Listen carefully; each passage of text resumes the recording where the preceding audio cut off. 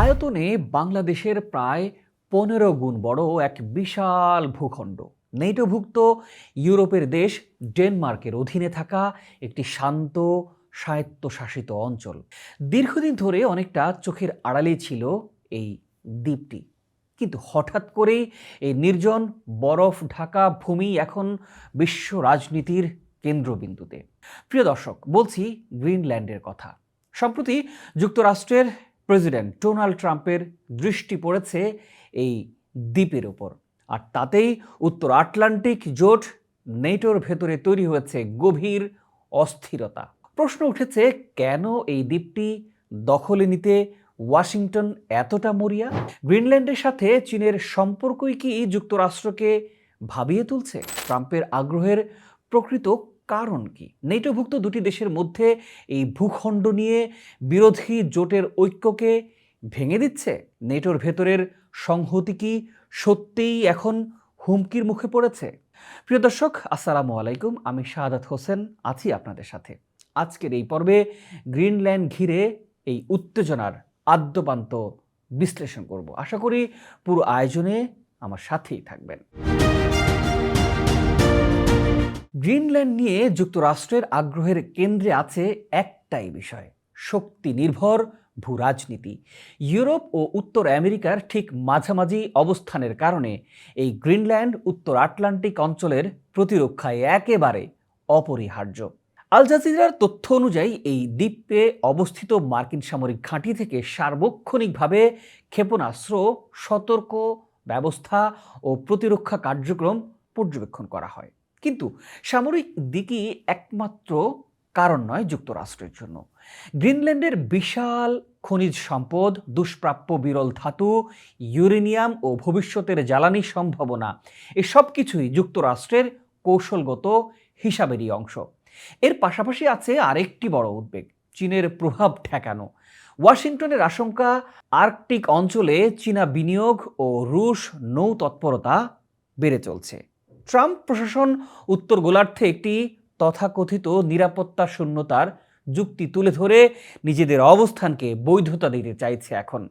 যুক্তরাষ্ট্রের দাবি, গ্রিনল্যান্ডের আশপাশে রুশ ও চীনা জাহাজের আনাগোনা বেড়েছে। ডেনমার্কের পক্ষে এই বিশাল ভূখণ্ড রক্ষা করার মতো সামরিক সক্ষমতা নেই। হোয়াইট হাউস এটিকে সরাসরি নিরাপত্তা ঝুঁকি হিসেবেই দেখছে। এই অবস্থান আরও স্পষ্ট হয়ে ওঠে যখন মার্কিন পররাষ্ট্রমন্ত্রী মার্কো রুবিও প্রকাশ্যেই ডেনমার্ককে আলোচনায় বসতে চাপ দিয়েছেন। এমনকি হোয়াইট হাউস থেকে জানানো হয়েছে, সামরিক শক্তি প্রয়োগও যুক্তরাষ্ট্রের হাতে থাকা একটি বিকল্প। এই আগ্রাসী মনোভাবের পেছনে আছে ট্রাম্প প্রশাসনের প্রভাবশালী নীতি নির্ধারকরা। দ্য আটলান্টিককে দেয়া এক সাক্ষাৎকারে ডোনাল্ড ট্রাম্প স্পষ্ট করে বলেছেন, পশ্চিম গোলার্ধে আমেরিকার আধিপত্য আর কখনো প্রশ্নবিদ্ধ হতে দেয়া হবে না। একই সুর শোনা যায় হোয়াইট হাউসের উপপ্রধান স্টেফেন মিলারের কণ্ঠেও। তার ভাষায়, আমরা এমন এক দুনিয়ায় বসবাস করি যা শক্তি, বল প্রয়োগ ও ক্ষমতা দ্বারা শাসিত। উত্তেজনা চরমে পৌঁছায় যখন মিলারের স্ত্রী সামাজিক যোগাযোগ মাধ্যমে গ্রিনল্যান্ডের মানচিত্রে যুক্তরাষ্ট্রের পতাকা বসিয়ে একটি পোস্ট দেন। এই পোস্টে ডেনমার্কের সার্বভৌমত্বের প্রতি সরাসরি হুমকি হিসেবে বিবেচিত হয়। তবে ডেনমার্ক ও গ্রিনল্যান্ড দুপক্ষই এই প্রস্তাব শুধু প্রত্যাখ্যানই করেনি, বরং প্রকাশ্যে ধিক্কার জানিয়েছে।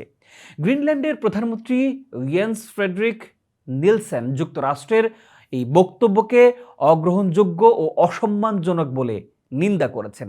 ডেনিশ প্রধানমন্ত্রী মেটো ফ্রেডরিকসন সতর্ক করে বলেছেন, ট্রাম্প যদি সত্যি এমন কোনো পদক্ষেপ নেন তবে তা নেটোর সংহতিকে ভেঙে ফেলতে পারে।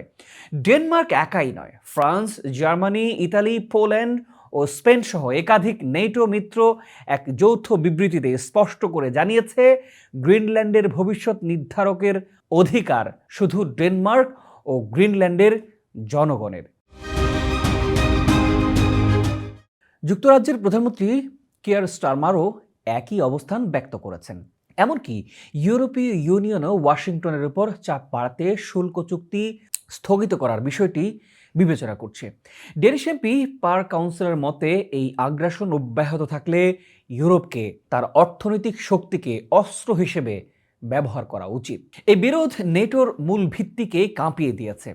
1949 সালে গঠিত এই জোটের মূল নীতি ছিল এক সদস্যের উপর আক্রমণ মানেই সবার উপর আক্রমণ। কিন্তু যখন খোদ যুক্তরাষ্ট্রই এক মিত্র দেশের ভূখণ্ড দখলের হুমকি দেয়, তখন পারস্পরিক আস্থার ভিত্তি একেবারেই ভেঙে পড়ে। পোল্যান্ডের প্রধানমন্ত্রী ডোনাল্ড টাস্কের মতে এই ধরনের হুমকি নেটোর বিশ্বাসযোগ্যতাকে ধ্বংস করবে। রয়্যাল ইউনাইটেড সার্ভিস ইনস্টিটিউটের বিশ্লেষকের ভাষায় এখন সবচাইতে বড় হুমকি আসছে নেটোর টেবিলের চারপাশ থেকে। এই অভ্যন্তরীণ কোন্দল রুশ প্রেসিডেন্ট ভ্লাদিমির পুতিনের জন্য এক বিশাল ভূ রাজনৈতিক বিজয় হিসেবেই দেখা হচ্ছে। নেটো যেন এমন এক পুলিশি বাহিনী যার প্রধান নিজেই তার কর্মকর্তার বাড়ি দখল করতে চায়। এর ফলে শুধু বিশ্বাসই নষ্ট হয় না, ভেতর থেকেই ভেঙে পড়ে পুরো কাঠামো। যুক্তরাষ্ট্রের এই পরিবর্তন নীতি তাদের দীর্ঘদিনের ঘনিষ্ঠ মিত্রদের হারানোর ইঙ্গিত দিচ্ছে। অন্যদিকে মিত্র দেশগুলোর কঠোর প্রতিক্রিয়া জোটের ঐক্যকে আরও দুর্বল করে তুলছে।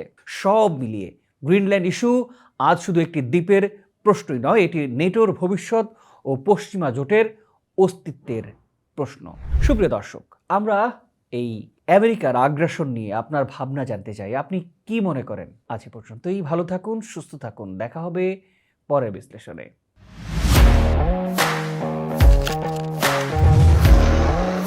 প্রফেশনাল স্টুডিও খুঁজছেন? ঢাকার প্রাইম লোকেশন নয়াপল্টনে দেশ সমাচার স্টুডিও আপনার কন্টেন্ট প্রোডাকশনের নির্ভরযোগ্য ঠিকানা। এখানে পাবেন 4K ক্যামেরায় মাল্টি অ্যাঙ্গেল রেকর্ডিং, আছে গ্রিন ও ব্ল্যাক স্ক্রিন সেটআপ, উন্নত মানের মাইক্রোফোন ও sound proof voice over booth.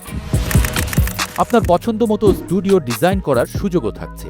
হযরত Shahjalal news content, talk show, interview বা পডকাস্ট যা কিছুই করেন এখানে পাবেন প্রফেশনাল সেটআপ আর ফুল এডিটিং সাপোর্ট। আপনার চাহিদা অনুযায়ী বুক করতে পারেন আজই। কল কিংবা হোয়াটসঅ্যাপ করুন এই নাম্বারে 017202106557।